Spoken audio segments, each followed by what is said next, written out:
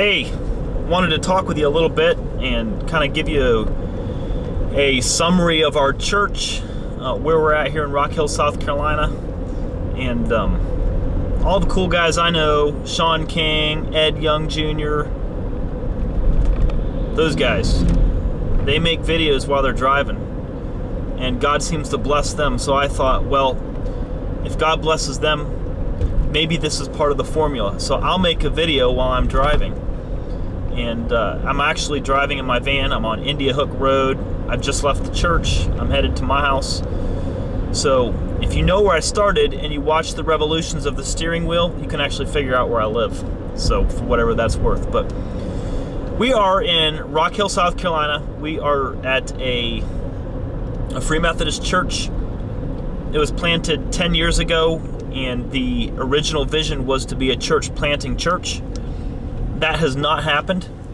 We have not planted any churches, but the fact that this church has, after 10 years, it's still in existence. That's kind of a big deal. A lot of you know that the majority of churches that are started never really make it. Some of them make it for a couple years. Some of them, one I'm familiar with, never even gets off the ground. Some of them make it a few years and then they're done. A lot of them don't make it past year 4 or 5. So the fact that this church has actually survived for 10 years is quite a big deal. And so we're obviously excited about that. A small group, probably 25 or 30 people. We're an older church. We only have a few young families. Honestly, when my family came, we brought 4 kids, and we increased the size of the children's ministry by 200%. So that's kind of a big deal. Nevertheless, like I said, we're an older church. Nevertheless, we have a group of experienced, passionate people who obviously are risk takers. They are a part of a church plant, and a lot of them actually moved to Rock Hill from the north. So they made a pretty big transition there, so they're obviously not scared of change and transition. One of the values of this church that the previous pastor had implemented and just continually reinforced was the idea that change is normative. This church has embraced that idea, so that's exciting. Chapter 1 in the life of this church has been a good chapter, in that they did what they've done, succeeded at what they've started out to do, and that was plant a church. That has been done. And now it's time for chapter 2. And in chapter 2, our job is to reinforce the initial vision of being a healthy church, planting healthy churches. And that's why I'm here. I have been blessed to serve with some great teams. I've had the opportunity to lead in some great environments, and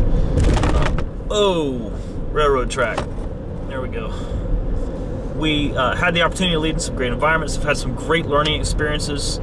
I've had some colossal failures in terms of not morally, but just in terms of like planning a church. We tried to plant a church and it didn't take off. We learned a lot from that.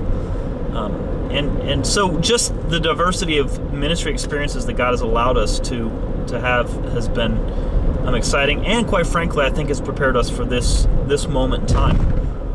And I believe God has prepared this church for this moment in time.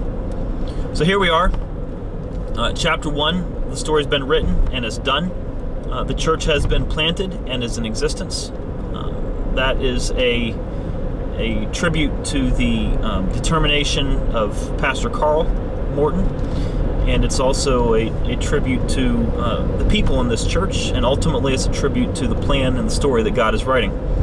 Chapter 2 starts now, and in chapter 2 we are moving, and we're going to move quickly to re-engage the initial vision of the church, to be a church planting church, to be healthy, to be strong, and to be reproducing that healthy and strong DNA in other churches. So that's what it is, and I'm looking forward. Tomorrow is a pretty big day. We're actually doing a sermon series called Simple, and it really is a simple sermon series. Last week we talked about simple unity, And it's a fundamental for a strong, healthy church that we be unified. And just said there are 3 principles that we have to embrace as a simple church, a simple unity, to achieve and maintain simple unity. It's we act out of love. Everything we do, we act out of love. Number 2, we run to problems. Number 3, we offer forgiveness. And as we do and live out those 3 principles, we will have unity. This weekend we're talking about simple choice.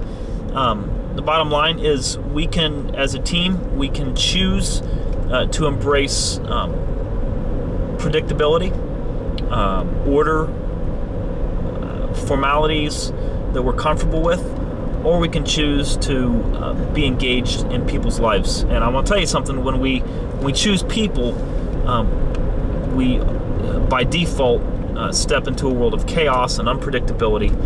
But quite frankly, that is the world in which Jesus lived. And so finally, next week we're going to talk about simple mission, and we're just going to redefine and re-explain and put again on the table the mission that our leader Jesus has called us to. And the cool thing about that is it's not even negotiable. Like, we don't even have the option to say this is our mission. Our leader, Christ, has given us a clear mission for the church. And you don't have to be a Bible scholar to know it. Matthew 28, go into all the world, make disciples of all the nations, baptize them, teach them how to live this life of a Christ follower. So that's our mission. Looking forward to it. If you're watching this and you go to Rock Hill, I want you to know I'm excited to be on the journey with you. If you don't go to Rock Hill, why not? You should come to Rock Hill Church, and you should move here if you don't already live here. Anyways, all right, gotta go. See ya.